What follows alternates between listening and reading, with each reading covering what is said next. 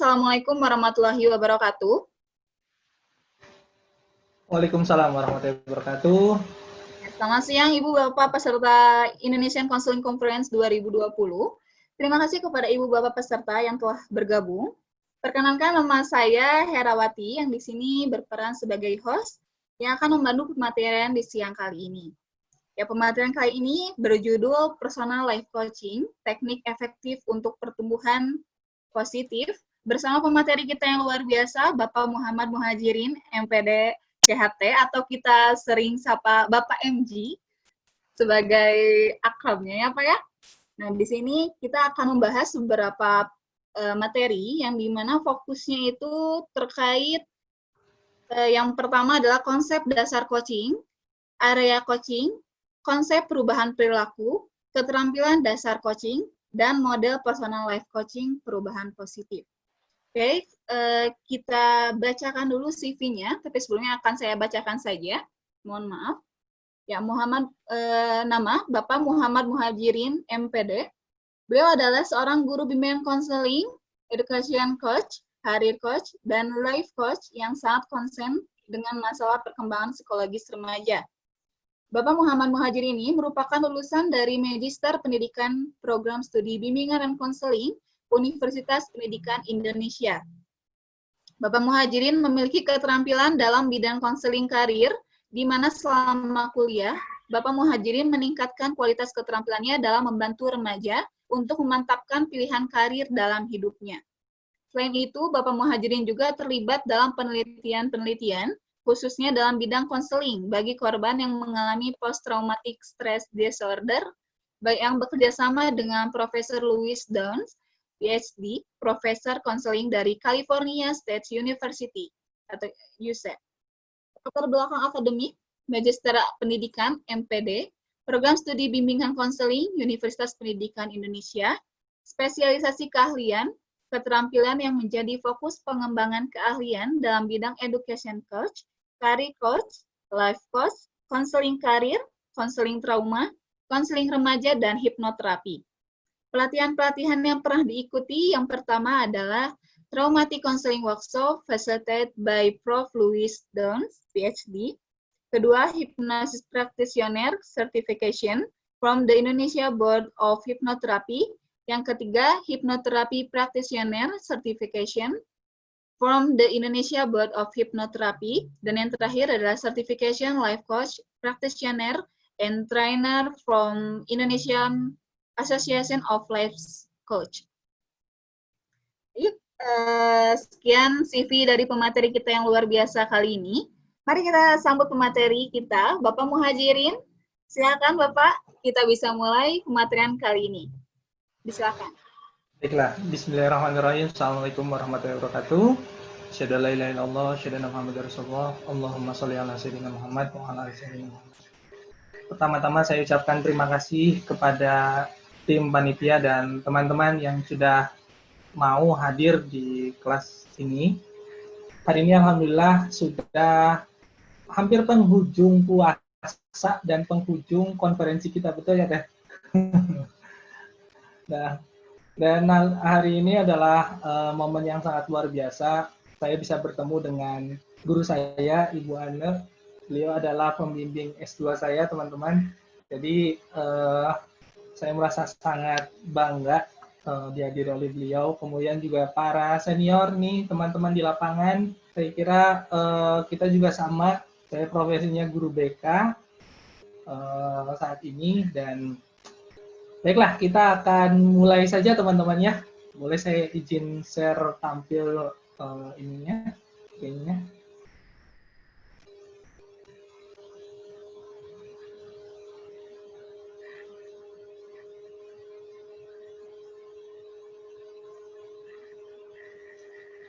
Oke, udah kelihatan Teh Hera? Sudah Bapak Anji, sudah. Baiklah, Bapak Ibu sekalian saya hormati, marilah kita mulai materi yang kita hari ini dengan mengucapkan basmalah bersama-sama. Bismillahirrahmanirrahim. Baiklah Bapak Ibu, perkenalkan, walaupun tadi sudah dikenalkan, biar lebih afdol, biar lebih enak gitu, dan biar sama-sama berkembang ini. Jadi saya S1 dan S2-nya BKUPI, alhamdulillah, mudah-mudahan bisa kuliah lagi, entah di UPI maupun di luar negeri barangkali. Dan pendidikan non formal atau pelatihan non formal saya betul ada di Certified Hipnoterapist, dan saya bergabung di Indonesia Association Life Coach atau ILC. Kemudian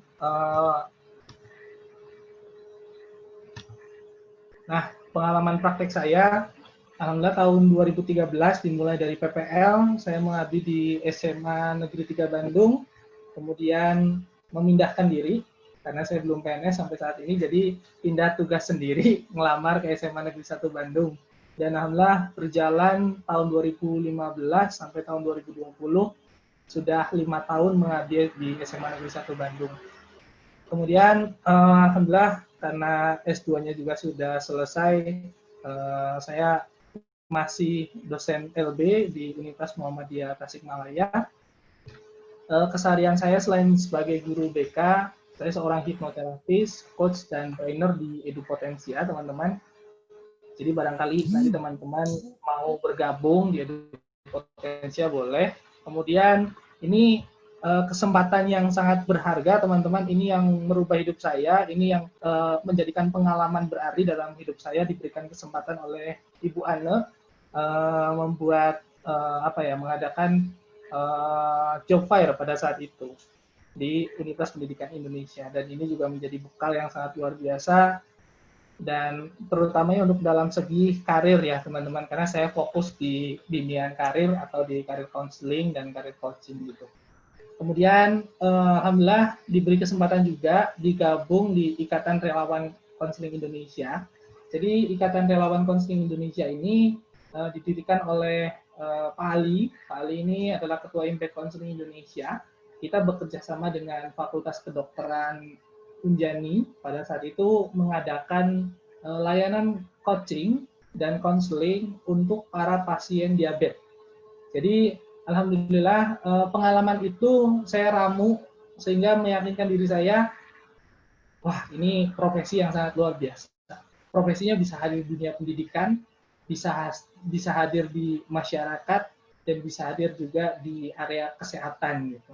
Jadi ini adalah pengalaman-pengalaman yang merupakan rezeki besar bagi saya dalam hidup saya, sehingga mampu untuk berbagi kepada teman-teman yang lain. Nah, izinkan saya Bapak dan Ibu, mohon izin hari ini kita akan membahas sama-sama personal life coaching, karena ini adalah bekal penting saya kira, baik di lingkungan pendidikan. Kemarin Panandang Budiman membuka dengan ada yang namanya Sekolah Merdeka Belajar, yang programnya Pak Menteri. Nah, saya berpikir apakah yang dimaksud Pak Menteri Sekolah Merdeka Belajar ini, apakah melalui proses coaching atau bagaimana gitu. Jadi itu yang harus kita sama-sama kembangkan, karena saya juga di lapangan, teman-teman nanti dalam bentuk breakdown RPL-nya bagaimana, kemudian juga delivery system ke para peserta didik kita bagaimana, ini bisa menjadi bekal saya kira. Dan ini bukan hanya untuk guru BK saja, tetapi teman-teman yang bertugas sebagai wali kelas juga bisa. Ini bisa diaplikasikan. Apalagi untuk maintenance terkait dengan academic hardiness atau ketangguhan akademik dari para peserta didik kita di tengah pandemi ini. Gitu. Sambil juga kalau misalkan teman-teman berada di area masyarakat atau misalkan teman-teman berada di area bisnis, ini juga bisa diaplikasikan untuk para UMKM atau misalkan para pengusaha untuk dia bangkit lagi, khususnya bagi teman-teman yang bisnisnya terdampak langsung oleh pandemi COVID ini. Gitu. Jadi itu yang perlu saya awali, saya kira. Baiklah teman-teman, kita dimulai dari sejarah coaching. Nah, kalau misalkan kemarin Pak Nandang ada yang namanya guru Merdeka Belajar itu adalah pendekatannya adalah Sokratik. Nah, akhirnya saya mencari searching. Benar nggak sih pendekatan coaching ini salah satunya? Jadi ternyata benar teman-teman. Kalau misalkan teman-teman buka di modul ICF namanya International Federation of Coach, jadi mereka menjelaskan bahwasanya coaching itu dapat ditelusuri kembali pada zaman Socrates.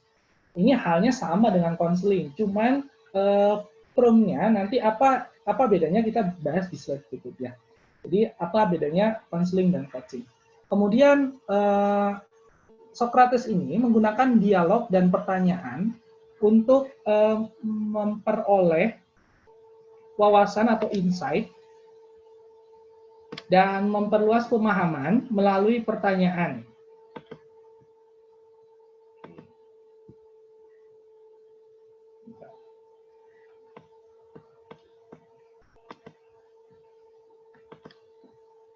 Oke.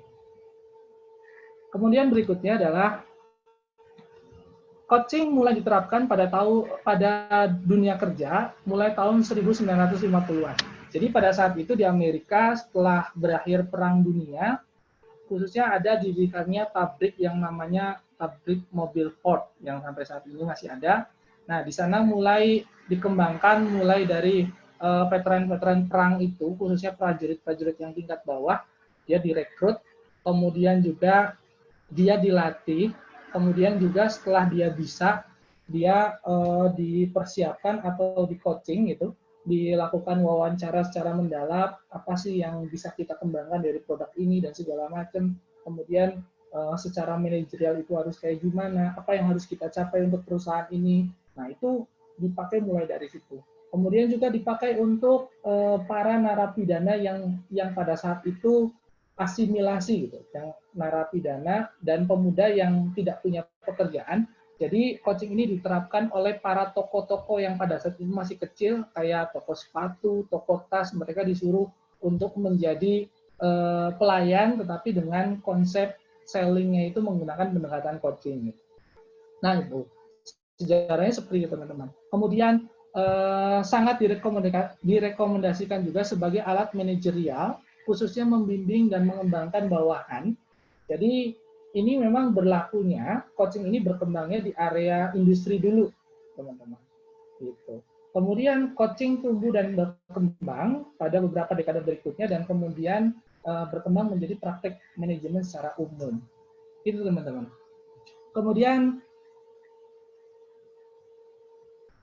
Kemudian berikutnya adalah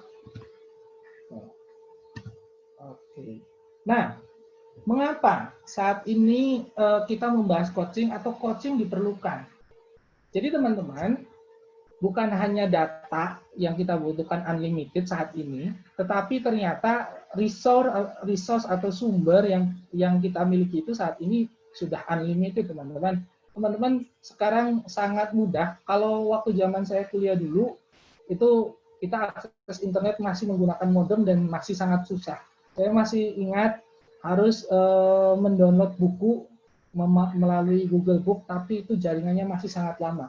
Tapi berbeda selama hampir 5-10 tahun sekarang, jutaan buku online teman-teman bisa akses, baik gratis maupun berbayar. Kemudian sumber online, website, artikel, kemudian majalah, kemudian perpustakaan online, teman-teman sudah bisa akses semuanya saat ini. Kemudian media YouTube, kemudian Facebook, Twitter, Instagram, itu semuanya sudah menjadi sumber yang sangat banyak. Kalau saya bilang unlimited. Tetapi, apakah dengan banyak sumber ini, dengan banyak informasi ini, mengubah kehidupan kita secara otomatis atau tidak? Pertanyaannya adalah itu, pertanyaan mendasar. Kalau jika sumber yang banyak saat ini mengubah kehidupan seseorang secara otomatis, mungkin sudah tidak ada guru BK. Mungkin tidak ada konselor, mungkin tidak ada psikolog, mungkin tidak ada psikiater. Karena sebenarnya kalau misalkan kita lihat, teman-teman mengalami stres, itu infonya sudah banyak. Di Inspigo sudah ada aplikasinya. Atau misalkan teman-teman bisa lihat website para misalkan YouTuber, atau misalkan kita bisa lihat di YouTube gitu, terkait dengan isu self-improvement itu banyak. Tetapi pertanyaan masih banyak presentasinya siswa yang mengalami stres, siswa yang mengalami ibaratnya hambatan dalam belajarnya, kemudian orang-orang juga tidak fast gitu, tidak maju dalam hidupnya, tidak ada perubahan dalam hidupnya. Jadi secara otomatis ini secara otomatis saya simpulkan tidak secara otomatis merubah kehidupan kita. Nah, kenapa itu terjadi? Teman-teman, kalau misalkan kita sadari bahwasanya kita itu makhluk sosial, artinya kita tidak akan bisa lepas dari orang lain. Nah, kunci ini yang bisa kita sebagai pintu masuk. Artinya untuk melakukan sebuah transformasi diri atau transformasi kehidupan, kita membutuhkan orang lain. Kita membutuhkan interaksi. Dan ini adalah pangsa pasar yang sangat luar biasa, teman-teman. Ini banyak areanya saat ini. Bukan hanya yang ngembangin coaching itu bukan hanya saja pada area bimbingan dan konseling saja, tetapi teman-teman kita dari psikolog, teman-teman kita dari yang umum, mohon maaf, dia lintas profesi, kedokteran, bahkan waktu kami di Puskesmas Pada Suka, kita gabung dengan Fakultas Kedokteran Unjani itu, ada salah satu dokter yang meriset tentang motivational interviewing. Dan itu sebagai dasar landasan yang proses coaching, teman-teman. Kemudian, nah, teman-teman, kita mulai dari apa sih itu coaching? Sebenarnya apa yang sudah kita lakukan mungkin mencerminkan itu. Hanya saja terjadi rebranding, terjadi ada istilah baru, dan terjadi paradigma baru, teman-teman. Terjadi paradigma baru. Kalau kita seorang konselor, ya, helping people gitu kan, orang yang memberikan bantuan dan segala macam. Nah, kalau misalkan dari sudut pandang coaching, coach itu adalah orang yang memfasilitasi proses pengajaran, pelatihan, atau pengembangan one-on-one atau kelompok, di mana seseorang mendapat dukungan sambil belajar untuk mencapai hasil atau tujuan pribadi maupun profesional tertentu. Jadi, misalkan dia ingin jadi atlet. Nah, atlet itu yang mau kayak gimana? Misalkan dia mau jadi atlet sepak bola. Nah, untuk jenjang mempersiapkan seseorang menjadi profesional pemain sepak bola atau football player, itu harus ada tahapan yang harus dia lalui. Kebetulan di SMA Negeri 1 Bandung juga ada beberapa siswa kita yang sudah masuk akademi Persib. Dan itu yang sesekali saya lakukan untuk membantu mereka bagaimana membalanskan atau menyeimbangkan antara sekolah mereka juga dengan pengembangan profesionalisme mereka sebagai atlet. Kemudian ada istilah, kalau kita di dunia BK itu ada yang mengenal istilah konseling. Nah, ini intinya sama klien, kita berbicara tentang klien, tentang orang yang kita layani. Kalau di coaching itu namanya coaching. Artinya orang yang menerima layanan coaching. Seperti itu, teman-teman. Ini hanya mungkin istilah. Dan berikutnya adalah masuk ke apa itu coaching. Nah, teman-teman, kalau misalkan kita lihat dari definisinya, itu ada banyak, teman-teman bisa searching di Google, tetapi ini yang bisa saya simpulkan berdasarkan sumber yang saya baca dan mengikuti pelatihan dari IALC, biar gampang gitu. Jadi teman-teman, coaching itu adalah proses perjalanan sukses dengan cara memfasilitasi klien. Nah, memfasilitasi itu dengan apa sih yang difasilitasi? Yang pertama adalah membuka, mengembangkan, kemudian menggunakan potensi yang dimiliki untuk meraih kehidupan yang diinginkan lewat strategi yang benar dan kebiasaan yang efektif. Jadi kalau misalkan kita mulai, proses coaching itu, kalau perjalanan menuju sukses. Artinya, teman-teman itu akan berada pada situasi atau tempatnya saat ini, kemudian menuju ke sampainya di mana. Gitu kan? Nah, tujuan ini yang akan kita buat dalam proses coaching sehingga perjalanan ini strateginya, mau kemana, alat transportasinya apa yang perlu dilakukan, apa yang perlu disiapkan, itu yang terjadi. Nah, membuka ini bagaimana teman-teman? Banyak orang yang tidak menyadari atau maaf sebentar, Bapak Ibu saya ini dulu. Saya pause dulu ya.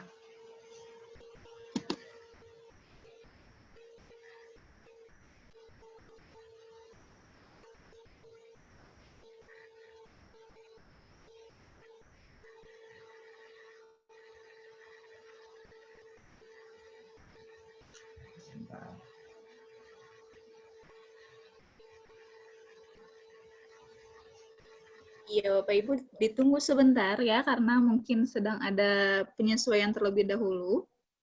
Kita tunggu Bapak Muhajirin kembali bergabung bersama kami. Tentunya kita masih penasaran untuk mendengarkan kembali beberapa pematerian yang nanti akan Bapak MG jelaskan. Ya, selamat datang juga untuk yang baru bergabung bersama kami.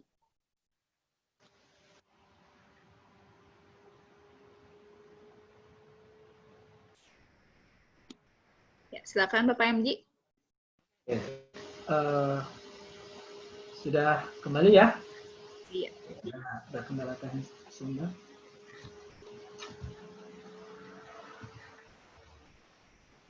Oke, kita lanjutkan. Nah, membuka, mengembangkan, dan menggunakan potensi sehingga tercipta apa yang namanya kehidupan yang diinginkan melalui strategi yang benar dan kebiasaan yang efektif. Target kita dalam proses coaching adalah membawa orang atau membantu orang melakukan proses perubahan dengan strategi yang benar. Benar di sini dalam artian sesuai dengan kondisi dia, kemampuan dia, kemudian potensi yang dimilikinya. Dan kebiasaan yang efektif. Bagaimana kita mendrive kebiasaan yang efektif ini bisa menjadi kebiasaan yang otomatis. Jadi bukan hanya efektif sekali dilakukan, 2 kali dilakukan, tetapi dalam keseharian itu terjadi secara otomatis. Itu teman-teman. Kemudian berikutnya, nah apa sih yang membawa saya membahas ke coaching? Jadi kalau kita bahas dari sudut pandang counseling to coaching, ini bedanya teman-teman. Ini mungkin konseling yang zaman dulu ya, tidak aliran yang postmodern. Saya kira seperti itu. Misalkan konseling yang tradisional, misalkan kita ambil Sigmund Freud, mereka berfokus pada orang yang tersakiti atau menyakiti dirinya sendiri gitu. Jadi konseling membahas tentang itu. Sedangkan coaching itu membahas terkait dengan healthy people. Artinya sebenarnya kalau gangguan itu ditangani, tetapi orang ingin mencapai tujuannya, orang ingin merealisasikan apa rencananya, itu yang ditangani. Kemudian konseling bersifat healing, penyembuhan. Artinya fokusnya itu pada membuat orang merasa kalau misalkan dia mengalami stres, mengalami gangguan emosional, dia bisa menormalkan kembali emosionalnya. Kalau misalkan coaching, itu lebih pada grow dan pertumbuhan dan berkembang. Kemudian berikutnya adalah the past. Jadi konseling itu konseling dari beberapa pendekatan itu ada yang memfokuskan dirinya pada masa lalu gitu teman-teman. Misalkan kalau misalkan ada masalahnya adalah fobia. Nah, kita balik lagi ke masa lalu mencari akar masalahnya, kemudian kita bereskan di sana. Tetapi dalam pendekatan coaching yang kita fokuskan adalah masa depan gitu. Kemudian berikutnya adalah preskriptif. Artinya biasanya itu konselor memberikan petunjuk-petunjuk atau arahan. Nah, kalau coaching lebih bersifat kolaboratif atau kolaborasi. Kemudian kalau konseling itu berfungsi kembali. Jadi ibaratnya orang kalau saya bilangnya kayak gini. Ada ini garis, kemudian ada titik 0. Titik 1, 2, 3 seperti inilah. Nah, ya. Nah, 1, 2, 3 dan seterusnya. Maka yang kita gunakan untuk mencapai angka 1, 2, 3 sampai tak terhingga, itu kita bisa menggunakan pendekatan coaching. Sedangkan kalau misalkan klien kita berada dalam kondisi minus 1, minus 2, minus 3 sampai minus 5 misalkan, ya berarti kita bantu dia untuk berfungsi kembali, untuk kembali pada titik 0 atau netral itu teman-teman. Nah, itu teman-teman. Nah, kemudian konseling lebih banyak mengedepankan diagnosis. Kita sebagai konselor biasanya kita itu pakai oke nih, kita tahu. Kita membaca saja indikator dari DSM-4 atau DSM-5. Oh iya, General Anxiety Disorder itu ciri-cirinya kayak gini. Iya, mungkin itu yang dialami oleh klien kita. Nah, sedangkan kalau misalkan dari sudut pandang coaching, ya kita apa adanya. Artinya kita akan lebih fokus untuk mengembangkan coaching kita. Itu teman-teman. Kemudian coaching itu lebih banyak mendengarkan daripada berbicara. Lebih banyak bertanya daripada memberitahu. Lebih banyak merefleksikan daripada berkomentar. Jadi misalkan menyanggah apa dan segala macam itu yang perlu dihindari dalam proses coaching. Coaching tidak menasehati klien tentang cara memecahkan masalah, meskipun menasehati atau menganalisis masalah terjadi dalam bagian dari sesi coaching, tapi itu bukan tujuan utama. Karena memang diperlukan juga, tetapi ada teknik tertentu yang nasihat itu bisa masuk gitu sama coaching kita. Kemudian teman-teman, coaching itu tidak menganalisis akar masalah klien. Apakah dia menganalisis masa lalu juga? Ya, tetapi mungkin pengalaman keberhasilan. Nah, atau result yang pernah terjadi di masa lalu. Ataupun kegagalan, pengalaman gagal di masa lalu. Karena itu juga bisa menjadi sumber pembelajaran untuk di masa sekarang. Nah, coaching itu bersifat kolaboratif dan mitra kreatif bersama dalam perjalanan menuju pencapaian visi dan tujuan klien, teman-teman. Itu yang membedakan.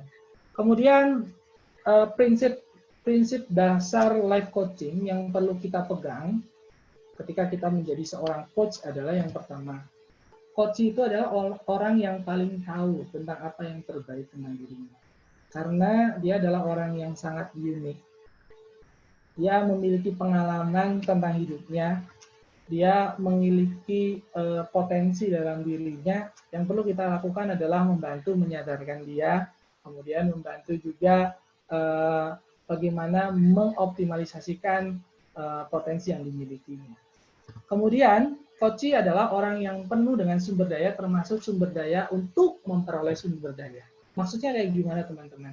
Nah, ini yang saya biasa lakukan. Bagi teman-teman, kalau di kelasnya Pak Dodi tadi mendengarkan seperti Teh Nurjani, kalau nggak salah, itu ada 500 siswa gitu ditangani oleh beliau. Nah, kebayang nggak teman-teman yang mungkin saat ini masih sama menghadapi situasinya? Dengan metode coaching ini, jika kita melakukan secara klasikal maupun secara kelompok maupun secara individual, kita akan bisa mencacah semuanya. Misalkan teman-teman secara klasikal saja, ketika kita melakukan kelas besar, kemudian kita bikin goal bareng nih, goals dari tujuan bersama kelas IPA 1. Kita akan mulai ibaratnya mulai mendesain atau mendefinisikan misalkan kapan lulus bareng, kemudian ketika lulus mau kuliah di mana dan segala macam, itu mulai terjadi. Nah, kadangkala setelah itu dilakukan, kita akan mengalami kesulitan kalau misalkan jumlah kita terlalu banyak, betul nggak? Nah, ini fungsinya. Misalkan mereka perlu melakukan yang namanya proses pencarian informasi tentang jurusan, tentang universitas, tentang ibaratnya kuliah. Banyak teman-teman atau siswa yang saya tangani itu masih sangat kesulitan karena mereka bergantung pada kita sebagai seorang guru. Nah, menggunakan proses coaching ini, kita akan mudah untuk ibaratnya membuat plan, jadi plan secara kelompok, nanti dia akan melakukan, kemudian dia akan mereport, termasuk mencari informasi tersebut. Informasi misalkan dia buka website, apa segala macam, buka YouTube dan segala macamnya. Itu yang dimaksud termasuk sumber daya untuk memperoleh sumber daya. Itu teman-teman. Kemudian, setiap pilihan atau keputusan yang diambil coach adalah berdasarkan sumber daya yang disadari oleh dirinya. Artinya, kita harus membuka, kayak lagi unlocking atau ibaratnya dia membuka ibaratnya tuh apa yang menjadi kelebihan saya nih. Apa yang menjadi kekurangan saya nih. Siapakah orang yang bisa saya ajak untuk berdiskusi dan kemudian beliau itu kemungkinan menjadi orang yang ibaratnya membantu kesuksesan saya, tujuan saya bisa tercapai. Itu teman-teman. Dan ibaratnya bagaimana cara mencapai sesuatu, menstrategikan. Nah, itu yang harus disadari oleh seorang coach gitu. Nah, berikutnya adalah ini teman-teman. Kalau saya sampaikan di kontrak baik itu kepada siswa maupun klien saya di Edupotensia di kantor maupun di puskesmas pada Sukacimahi, Bapak Ibu, saya itu bukan seorang dokter. Dokter itu memberikan resep, kemudian Bapak Ibu beli resepnya, kemudian minum obatnya, sembuh. Nah, kalau saya tidak seperti itu. Kita kolaborasi, saya tidak memberikan jaminan kegagalan atau keberhasilan terhadap sesi ini. Tetapi mari kita belajar, jika Ibu gagal dalam program, misalkan waktu itu saya menangani terkait dengan membantu teman-teman melakukan diet, gitu, maintenance makannya, pola makannya. Kalau gagal gimana, kalau berhasil gimana, nah itu yang kami lakukan. Sehingga kegagalan atau keberhasilan itu adalah sumber daya yang bisa dipelajari teman-teman. Itu. Kemudian tidak ada jawaban pertanyaan yang salah. Yang ada hanya coach yang salah menggunakan pertanyaan.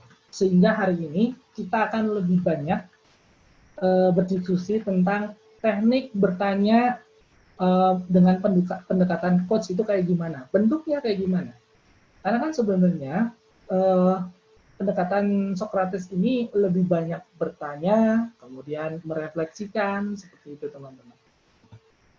Nah, tujuan live coaching. Kenapa sih kita perlu, paling sih kok ada live coach gitu kan? Kenapa gitu? Dan areanya ada apa saja? Sebenarnya coaching ini, Bapak dan Ibu, ini diterapkan di beberapa area.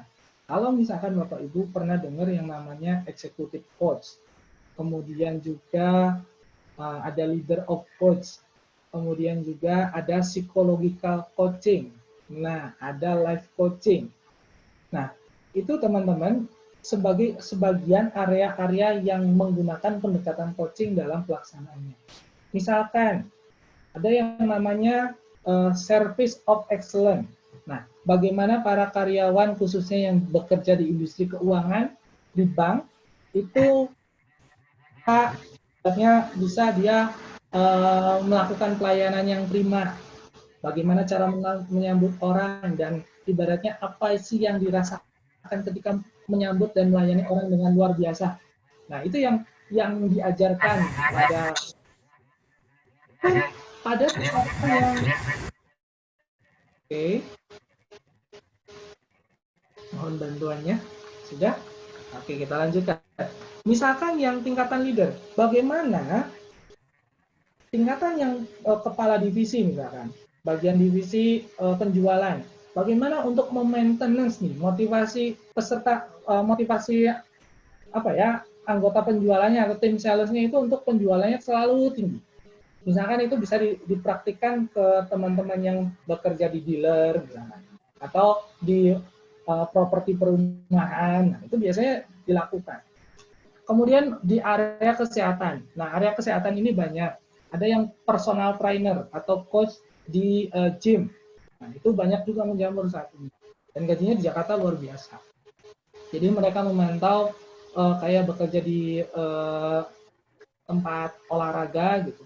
Mereka memantau orang untuk melakukan proses penurunan berat badan maupun membentuk fisiknya. Nah, itu juga sama.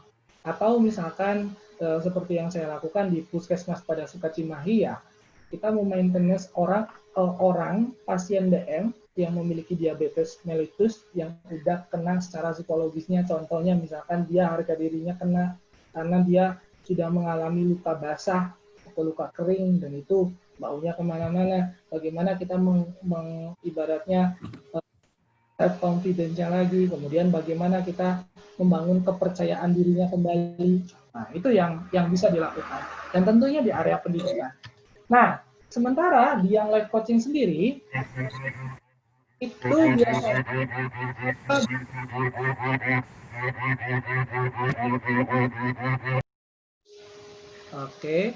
memperbaiki keseimbangan antara kerja dan kehidupan.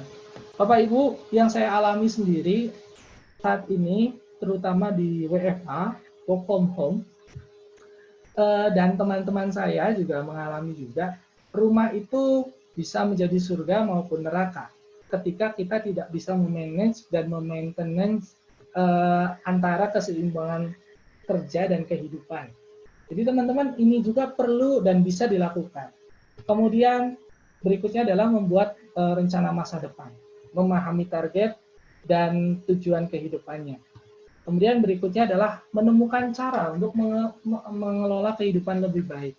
Di antaranya mengurangi stres, tekanan kerja, ataupun tekanan kehidupan. Apalagi setelah pandemi ini berakhir ataupun saat ini mendekati Lebaran, saya kira banyak orang yang mengalami tekanan kerja maupun tekanan kehidupannya. Terutama petugas-petugas kita yang di lapangan yang menjadi PSBB, teman-teman, itu sudah sangat terdampak sekali. Mereka, teman-teman bisa lihat di media sosial sudah mulai terpancing emosinya dan segala macam. Sebenarnya kalau misalkan kita bisa mau turun ya itu bisa. Berikutnya adalah meningkatkan motivasi, disiplin diri, kemudian juga dorongan internal. Kemudian mengelola emosi dan memiliki wawasan yang lebih luas tentang diri kita, tentang kehidupan kita, kemudian tentang karir kita ke depan. Kemudian meningkatkan kesehatan, kebugaran, dan pola hidup yang baik. Meningkatkan kesadaran diri, nilai-nilai hidup, dan makna keberadaannya. Karena kita akan bicara core value seseorang itu bagaimana gitu ya. Kemudian meningkatkan kepercayaan diri dan self-esteem. Kemudian meningkatkan kesejahteraan, keuangan, dan lain sebagainya. Masih banyak lagi teman-teman. Nah, seorang coach itu harus memiliki karakteristik apa sih? Saya kira hampir semuanya dan Bapak Ibu sudah mempraktikkan ini. Yang pertama, seorang coach itu harus goal oriented. Artinya tujuan klien itu yang kita utamakan. Walaupun ada, tapi jangan sampai terjebak. Gitu. Dengan tujuan saja, tapi tidak ada aksi. Gitu. Yang kedua, nah ini nih. Yang kedua itu menerima klien apa adanya. Jadi kita harus unconditional positive regard. Menerima keunikannya, kondisinya bagaimana, kondisi keluarganya bagaimana. Dan mohon maaf teman-teman, kalau misalkan mungkin terjadi di beberapa sekolah juga yang lain, ini sistem zonasi bagaimana itu di kota dipermasalahkan. Bagi saya ketika teman-teman berpikir tentang menerima klien apa adanya, ya terima. Dalam artian ini itu sudah bagian dari sistem dan setiap yang masuk dengan sistem zonasi pun memiliki keunikannya, memiliki potensinya tersendiri. Kemudian nurturing effective habit atau memelihara habit yang efektif. Itu yang penting. Berikutnya adalah time sensitive, teman-teman. Kita sebagai seorang coach sangat perlu memanage benar-benar sesi coaching kita itu akan berapa sesi, kemudian berapa lama, targetnya dia bisa apa selama itu. Gitu. Kemudian antusias dan encourage, lebih mendorong klien, menyemangati. Oke, kamu gagal. Baik, kita bahas apa yang membuat kamu gagal.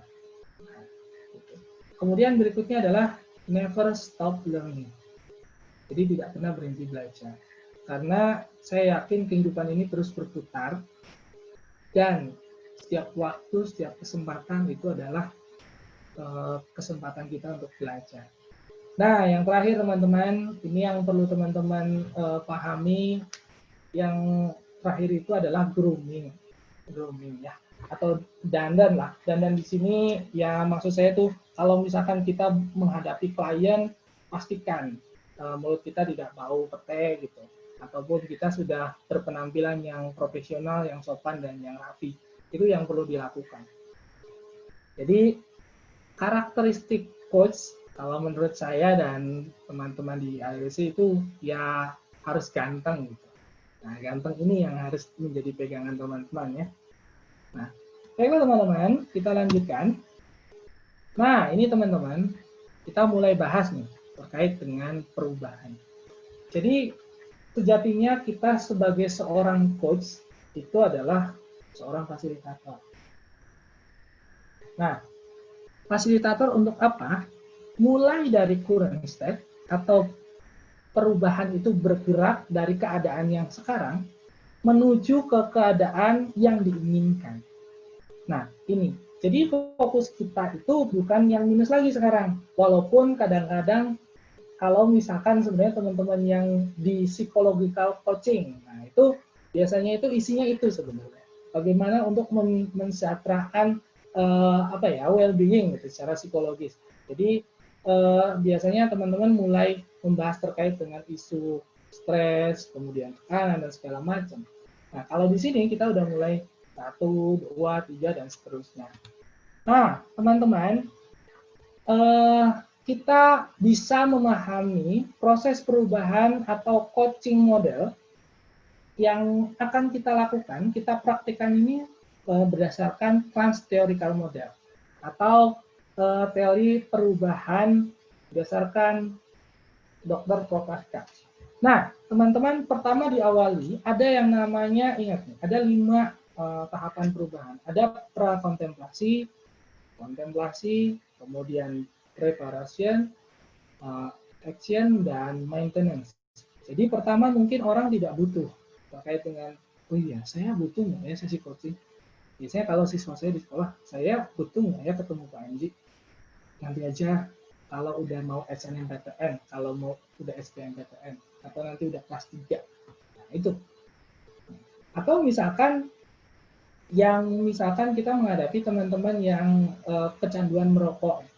Keluarganya ingin berubah, keluarganya ingin dia tidak merokok lagi, karena merokok itu berpengaruh terhadap keluarganya. Tetapi, saya nggak ada masalah. Saya fine-fine aja kok, saya sehat-sehat aja. Iya, lu sehat. Tapi coba lihat anaknya, kemudian mertuanya, istrinya, itu kan bisa terserang penyakit juga karena merokok. Nah, itu kebanyakan kadang-kadang yang kondisi orang yang prakontemplasi, dia sangat tidak mau berpikir terkait dengan mengapa saya perlu berubah. Nah, oke, kita bahas satu-satu aja deh. Nah, ini ada prakontemplasi ini ditandai oleh 2 kategori. Pertama adalah kategori I want, yaitu seseorang yang tidak memiliki niat untuk berubah karena merasa tidak memiliki masalah yang tadi. Pak Enji, kenapa saya dipanggil BK? Saya nggak tahu. Memangnya kamu disuruh ke BK sama siapa? Sama wali kelas saya, Pak. Kenapa? Saya terlambat setiap hari, Pak. Setiap hari. Selama berapa lama? Sebulan. Oke. Berarti sudah tahu jawabannya kenapa suruh ke BK? Nggak tahu, Pak. Nah, ini sudah orang yang merasa tidak memiliki masalah. Kemudian berikutnya adalah I can. Seorang yang ingin melakukan perubahan, namun tidak percaya bahwa itu bisa dilakukan.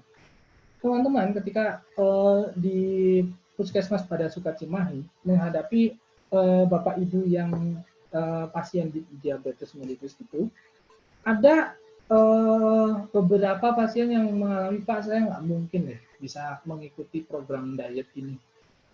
Dan saya nggak percaya saya bisa lepas dari obat dan suntik insulin. Nah, ini teman-teman, kondisi orang, situasi yang ibaratnya dia, tapi saya ingin mencoba, Pak, tapi saya nggak percaya, Pak. Gimana? Ibaratnya saya yang sudah ketergantungan, tetapi saya bisa nggak ya, Pak? Nah, itu sudah mulai berpikir seperti itu. Seorang yang ingin melakukan perubahan, namun bisa nggak ya percaya? Atau misalkan siswa saya yang kayak gini, Pak, saya itu mau masuk ke ITB, Pak. Tapi ranking paralel saya 100, Pak. Bisa nggak ya, Pak? Itu teman-teman, kondisi yang dia prakontemplasi itu masih mulai atau belum merenungan, tapi berikutnya akan berpindah pada tahapan kontemplasi, yaitu dikenal sebagai tahap timing. Ini dia, ini Oke. Pada tahap ini, klien berpikir tentang mengubah suatu perilaku yang merugikan atau mengadopsi perilaku baru.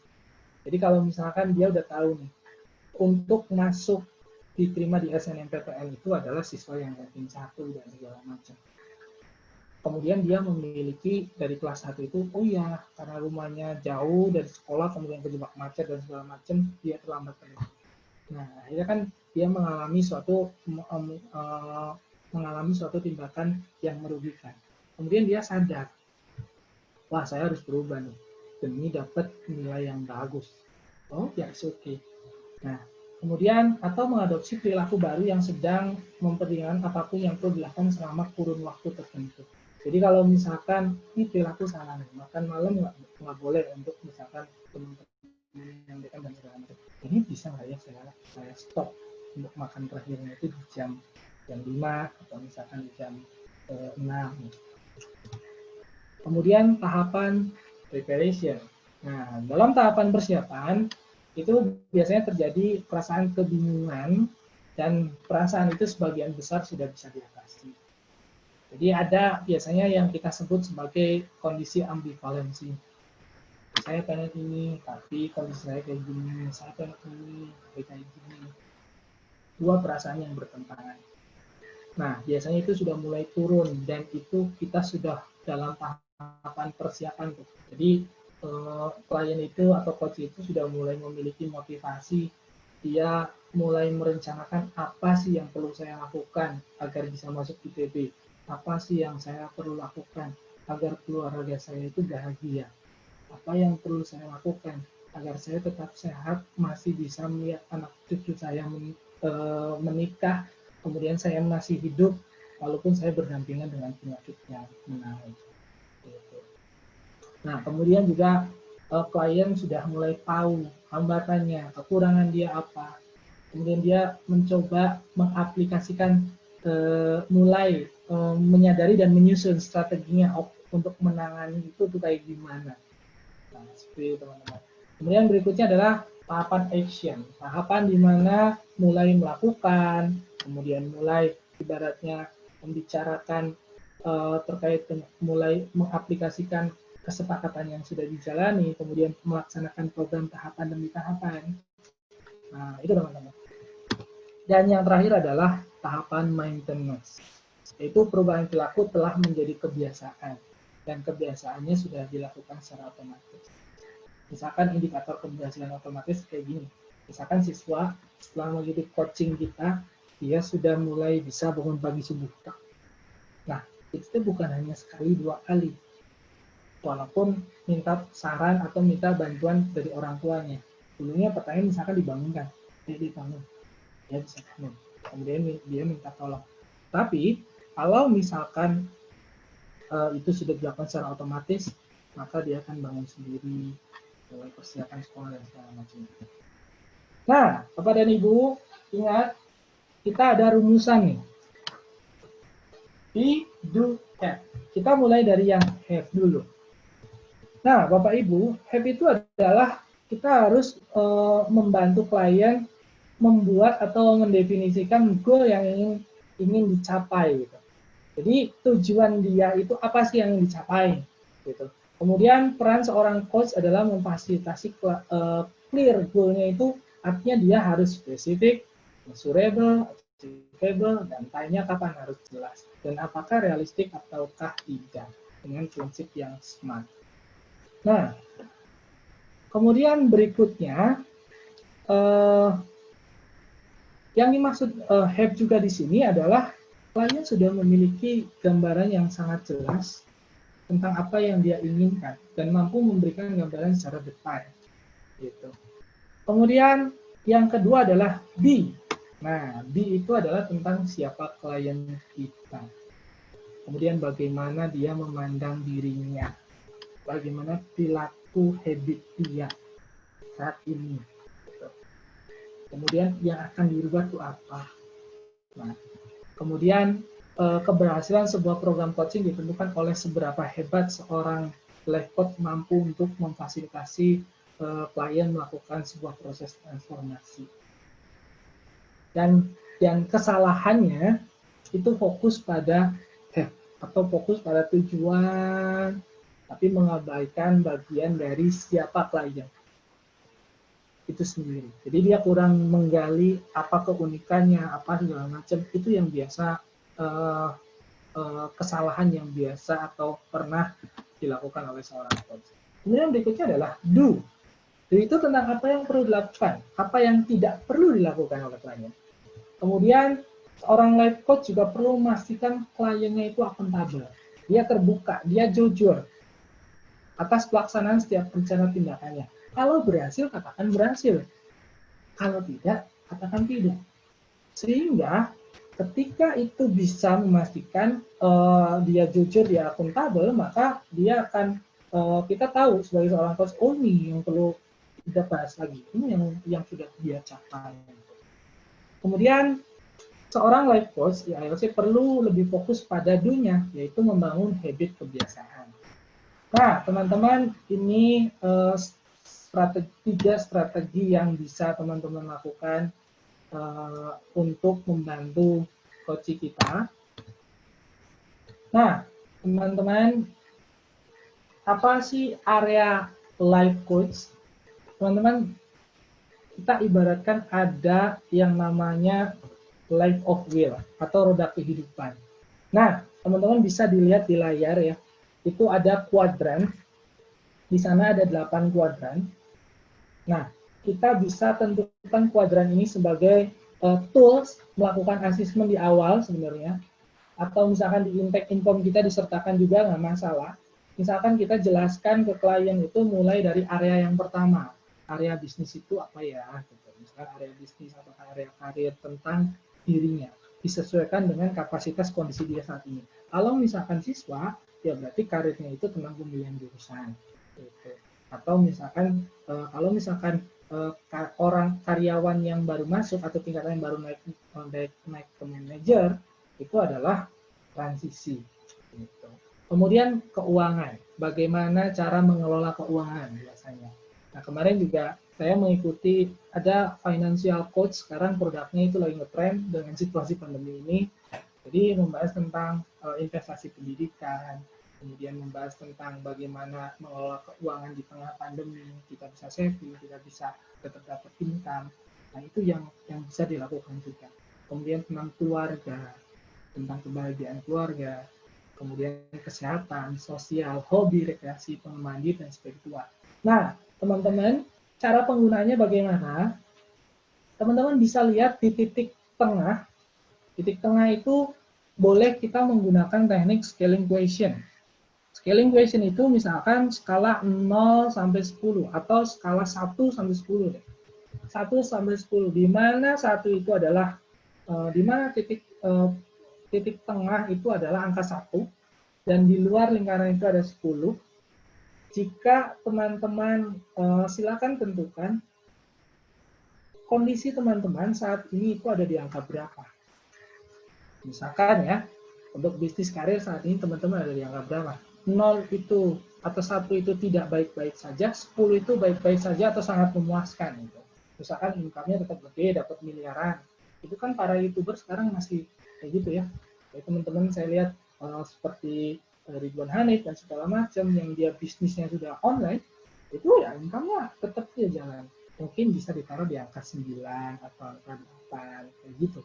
Kemudian kalau misalkan keuangan nih, keuangan atau keluarga, ada keuangan is okay, tapi keluarganya tidak terperhatikan.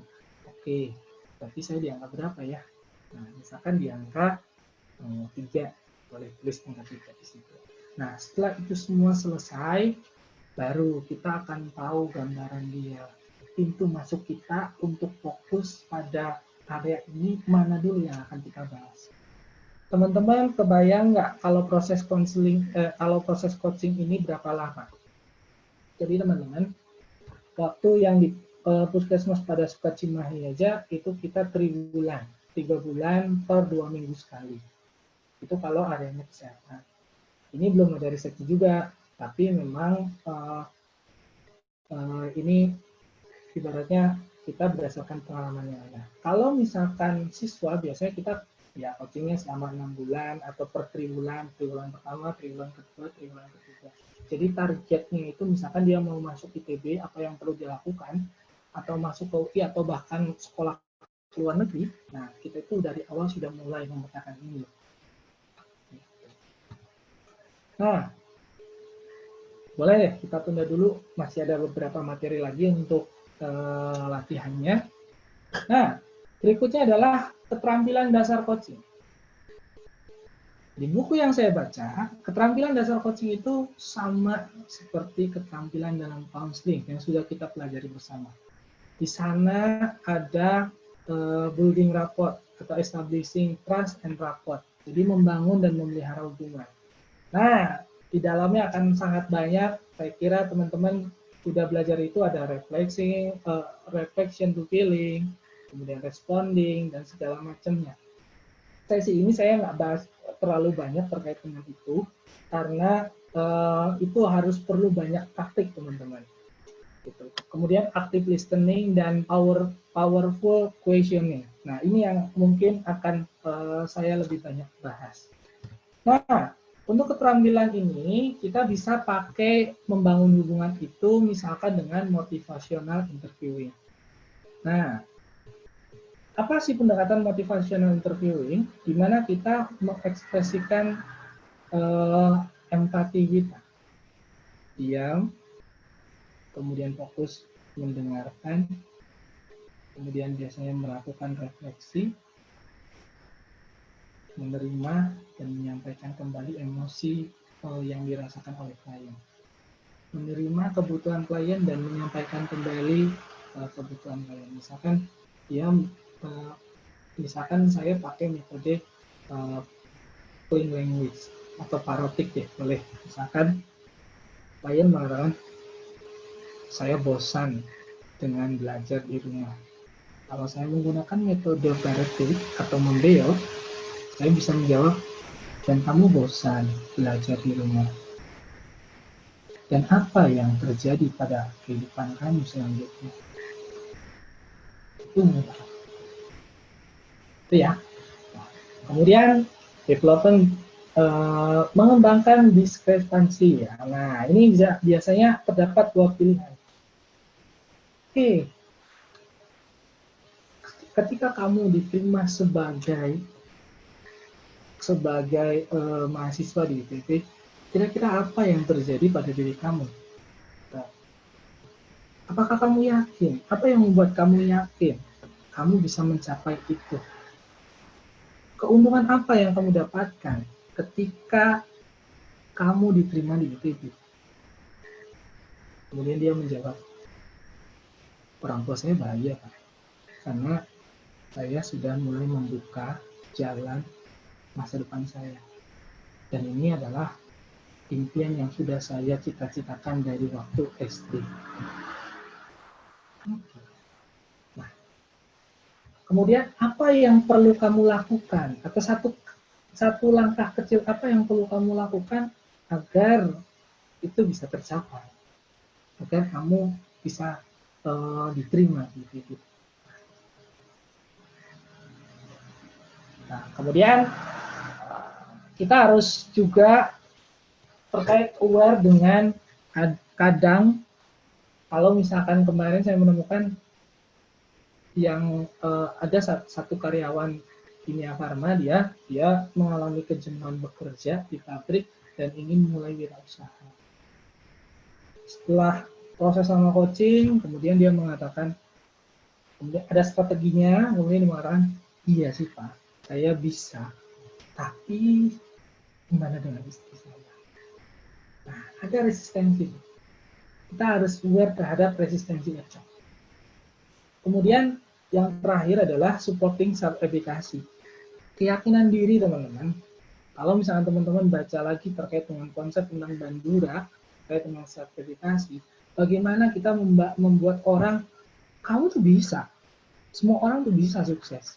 Semua orang tuh pasti ketika mau itu bisa terjadi. Nah itu teman-teman yang dilakukan. Nah ini nanti kalau misalkan sesi darat, kita bisa ketemu dan kita bisa praktik langsung gitu ya. Kemudian active listening, ini sudah dibahas juga, tapi akan saya bahas sekilas saja. Active listening adalah mendengarkan secara aktif, di mana kita sebagai seorang coach meminimalkan dialog dalam diri kita sendiri sebenarnya. Jadi tidak usah berpikir ini orang sakitnya apa, atau ini orang maunya apa sih, muter. Nah, atau misalkan ini orang, nah terus bertanya dialog orang, no, stop gitu. Kita yang fokus. Biasanya saya melakukan trans-in, trans-out. Saya belajar dari Pak Fata, ada yang namanya mindful, teman-teman kemarin dibahas. Jadi saya melengkapi itu. Ada mindful listening. Saya siap, biasanya saya tarik nafas dulu, kemudian saya tenang, oke, katakan dalam diri, hari ini saya bertugas sebagai seorang coach atau sebagai seorang guru BK, dan saya akan mulai mendengarkan cerita yang disampaikan oleh konselor saya. Tarik nafas, kemudian saya baru bisa fokus. Intonasi suara. Oh, ketika suami ibu mengatakan jijik sama ibu, apa yang terjadi pada perasaan itu? Kamu membalikkan, merefleksikan atau bertanya terkait dengan perasaan seorang klien yang dikatakan karena memiliki luka gitu oleh suaminya sudah dihina dan segala macam. Kemudian tidak berpendapat kecuali diminta. Refleksikan kembali sudah. Kemudian fokus penuhnya kepada apa yang disampaikan seorang coach. Kemudian insightful question teman-teman. Nah ini yang perlu kita bahas nih. Ada apa aja sih insightful question? Pertama, pertanyaan ini menempatkan klien dalam keadaan receptive state. Atau dia menerima tapi juga oke, mulai mengikuti apa yang kita inginkan gitu. Kemudian pertanyaan yang diajukan seorang coach bertujuan mendapatkan informasi tertentu yang memfasilitasi klien melihat sudut pandang dari sisi yang lebih luas. Kemudian juga pertanyaan yang berkualitas. Nah, teman-teman nih, ini adalah contoh pertanyaannya. Jadi ada jenisnya teman-temannya. Ada negative question, close-ended, dan seterusnya. Kita langsung saja ke yang pertama. Pertama adalah negative question. Kenapa Pak siswa saya itu nggak mau berubah? Dia udah tahu rokok itu bahaya, tapi dia tetap aja ngerokok. Ya karena mungkin kita salah dalam memberikan pertanyaan. Sehingga yang dimunculkan itu ya maknanya negatif. Contoh kayak gini misalkan. Mengapa sampai saat ini kamu masih gagal menurunkan frekuensi merokokmu? atau menurunkan berat badan? Ya, jawabannya nanti ibaratnya ya saya ibaratnya Pak masih digoda sama temen kayak segala macam. Kemudian mengapa sampai saat ini kamu belum merealisasikan resolusi akhir tahunmu? Negative question ini adalah mencoba menggali hal-hal pahit yang dialami oleh konseli gitu ya, atau coaching. Nah, kemudian close-ended question. Ini pertanyaan yang bisa kita ajukan ketika kita menginginkan atau ibaratnya tahu dia sudah melakukan atau belum. Contoh kayak gini, adakah cara untuk menurunkan berat badanmu saat ini? Nah, kita tahu, misalkan dia jawab tidak ada. Oke, kira-kira siapa orang yang bisa membantu kamu untuk bisa berdiskusi tentang cara menurunkan berat badan? Misalkan ini. Itu bisa. Kemudian adakah cara memaafkan dirimu sendiri? Nah, ya karena pertanyaan yang kita ajukan adalah close-ended gitu. Yang jawabannya ya atau tidak, sudah atau belum. Ketika pertanyaan ini ditempatkan di momen yang salah, adakah cara untuk merubah hidupmu? Atau misalnya kamu berhenti dari terlambat sekolah, namun posisi dia itu ibaratnya masih di prakontemplasi, nggak tahu Pak, buat apa saya berubah? Nah, biasanya kayak gitu pertanyaan. Berikutnya adalah ini yang sangat direkomendasikan dan banyak saya gunakan. Ada yang namanya open question. Kalimat tanya yang jawabannya itu hanya berupa deskripsi atau penjelasan atau tahapan langkah-langkah. Contoh kayak gini teman-teman. Biasanya itu dimulai dengan bagaimana atau apa saja gitu. Misalkan bagaimana cara Anda menurunkan berat badan 5 kilo. Jadi targetnya ditentukan ya, 5 kilo dan time-nya atau waktunya ditentukan juga dalam waktu 1 bulan. Bagaimana ya? Ini Pak, saya akan mulai olahraga sehari itu menggunakan 30 menit dari jam sekian sampai jam sekian, bahkan waktunya dan segala macam.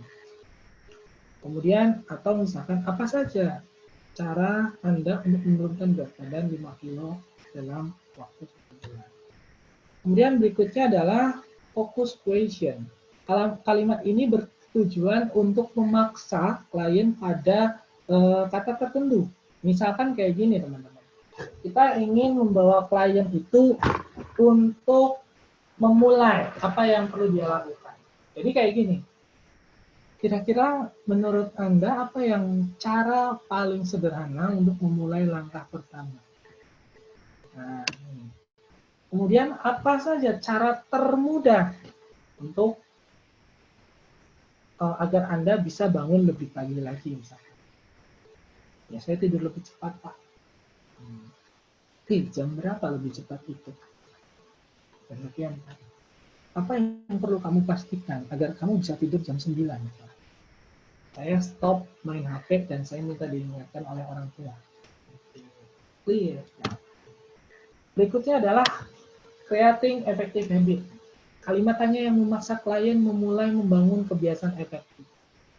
Dapat dikombinasikan dengan focus question. Jadi pertanyaannya semakin memberdayakan atau semakin powerful nih teman-teman. Misalkan menggunakan kalimat yang menciptakan pola tindakan tertentu. Contoh, setiap hari, setiap minggu. Kira-kira cara yang paling mudah seperti apa yang apabila Anda lakukan setiap hari akan membuat berat badan Anda turun 5 kg dalam waktu 1 bulan. Itu adalah creating effective habit. Nah, teman-teman, kita akan berkenalan dengan Akasik. Ini coaching tools dari IALC sebenarnya. Dan Edupotensia insya Allah launching beberapa waktu lagi dengan coaching tools yang baru. Saat ini masih menggunakan Akasik. Kita bisa, teman-teman bisa lihat, ini adalah Life Story Canvas. Ini adalah tool utama dalam sesi coaching yang kita lakukan. Jadi di sini ada 6 kolom. Kolom itu mulai dari kiri ke kanan. Apa saja keterangannya dan apa saja gunanya? Nah, berikut. Ini yang pertama ya, ada life story canvas. Yang kedua ada resource timeline. Jadi ini untuk menggali pengalaman sukses di masa lalu misalkan, agar orang itu ngeling, oh iya merasakan kembali dan mendapatkan insight, oh iya ini yang saya lakukan dulu ketika saya berada dalam situasi ini. Nah, teman-teman di sini juga ada kartu pertanyaan, jadi bentuknya kayak gini teman-teman. Jadi mohon maaf tidak bisa saya tampilkan karena banyak. Ini ada 3 jenis pertanyaan. Ada reality identification question, bentuknya kayak gini, teman-teman nih. Nah ini sudah dalam bentuk akasik kayak gini. Tuh. Isinya itu ya life story canvas sama yang tadi. Jadi nanti kita bisa buka dalam sesi coaching lebar, kemudian siapkan kertas sticky note biasanya untuk mencatat jawabannya. Nah, ada 3 bentuk pertanyaan yang ada dalam kartu ini. Saya ulangi lagi. Pertama itu ada reality identifikasi atau identification. Jadi kita mengidentifikasi atau mendefinkan area mana yang akan menjadi fokus pembahasan. Karena ada banyak, jadi 8 ya. Jadi area mana nih akan dibahas. Kemudian ada yang kedua. Yang kedua ini, teman-teman, ada 12 kartu. Karena fokusnya ini, apa goal yang ingin Anda wujudkan. Jadi posisinya nanti setelah kita tahu kondisi realitanya, taruh di sebelah kiri, kumpulkan tuh apa aja. Kemudian nanti kita di sebelah kanan. Contoh kayak gini. Nah, teman-teman bisa tuh. Ini adalah gambarannya teman-teman ketika kita menggunakan atau melakukan proses coaching menggunakan tools ini. Misalkan saya coba saja langsung, di sini ada kartu pertama. Nanti ada 3 kartu biasanya, kita tutup semuanya kartunya, kemudian kita mulai bertanya. Ini membantu juga sih, jadi kita agar tidak bingung, kita tuh mau nanya apa lagi ya. Kadang-kadang seorang coach atau konselor biasanya stuck kayak gitu. Jadi ini akan membantu. Contohnya misalkan, misalkan manakah dari 8 area ini yang ingin dijadikan fokus dari sesi coaching? Kesehatan, pengembangan diri, bisnis karir, ataupun yang lainnya. Dia misalkan jawab kesehatan. Oke, kondisi kamu kesehatannya saat ini kayak gimana? Di situ skalanya dari 0 sampai 10 ada di angka berapa? Ada di angka 3 PMG. Karena saya mulus-mulus terus, bolak-balik kamar mandi, sahurnya lupa sahur, kemudian juga karena saya terus memikirkan COVID misalnya. Oke, tulis kesehatan, berarti fokusnya tentang ini. Atau misalkan fokusnya itu terkait dengan karir atau bisnis. Bisnis saya hancur gara-gara COVID pandemi ini. Berarti kita akan tulis bisnis di sini. Nah, setelah semuanya goals-nya tersusun, baru kita akan mulai menggunakan reality card. Nah, biasa saya kartu pertama. Nih, pertanyaannya sudah ada. Siapa saja biasanya kita mulai. Oh, sorry, salah. Yang ini. Nah, ini. Apa goal yang ingin Anda wujudkan terkait dengan life area tersebut? Jadi terkait dengan kondisi bisnis Anda tuh, Anda menginginkan seperti apa? Jawab, sudah selesai. Nah, kemudian lanjut ke pertanyaan berikutnya. Mengapa Anda ingin mewujudkan goal ini? Apa pentingnya goal ini bagi Anda? Menyampaikan kita tulis. Kemudian berikutnya adalah apa nih? Oke. Apa sebutkan 7 alasan mengapa goals ini sangat penting dalam kehidupan Anda. Kemudian kita bisa explore juga, kita bisa kembangkan. Misalkan pakai metode pertanyaan ajaib, kita ngambil dari tekniknya solution focus. Oke, di depan kamu ada sebuah layar itu menayangkan tentang cerita tentang film tentang diri kamu, gimana kamu bisa sukses mencapai apa yang kamu inginkan, itu masuk diterima di IPB. Apa yang muncul di sana? Dah, sampai ada di sini ada 12. Karena memang 12 kartu ini gunanya adalah mengeksplorasi atau membangun motivasi dia untuk bahan bakar dia melakukan action. Nah, berikutnya adalah sasaran. Nah, tujuannya tuh, akan minggu ini, tuliskan satu, sasaran yang pertama minggu ini apa aja, minggu kedua apa aja. Kemudian kita gunakan kartu action. Misalkan kayak gini, siapa saja orang yang bersedia bekerja sama dengan kamu sebagai mentor untuk memastikan sasaran ini terwujud. Ya, salah satunya Pak MG. Saya akan berkonsultasi ke Pak MG. Kemudian saya akan intens belajar di bimbel dan saya mau ketemu Pak Ari sebagai mentor saya, sebagai guru bimbel saya. Dan saya akan buat deal-dealan dengan dia. Oke. Mulai itu. Oke. Ketemu dengan Pak Ari tempel. Gitu. Oke. Setelah itu masuk pada tahapan preparation. Ketika kamu ingin ketemu dengan Pak Ari, berarti apa langkah yang bisa kamu lakukan? Biasanya kontak dulu Pak dengan dia. Saya akan WA, kemudian saya ingin izin bertemu dan ibaratnya saya janjian sama dia dan kita membuat goals yang sama dia membantu saya. Oke. Kapan itu bisa dilakukan? Nanti malam Pak, saya akan mulai WA. Baiklah teman-teman, karena ini sudah 2:30 dan saya kira teman-teman sangat masih penasaran juga terkait dengan tekniknya. Ini dulu deh yang prosesnya ya. Setelah itu nanti kita tahu tuh dipantau. Goal saat menjawab kartu action 1. Sasarannya apa aja? Lalu kita evaluasi. Oke. Itu saja dulu dari saya, teman-teman. Saya harapkan kita kembangkan dalam forum diskusi ini untuk praktiknya. Kalau misalkan ada yang mau, boleh. Saya akan coba nih satu tahapan. Silakan. Saya kembalikan lagi ke Teh Hera. Terima kasih. Ya, terima kasih kepada Bapak MG yang telah menyampaikan materinya dengan sangat luar biasa dan sangat jelas.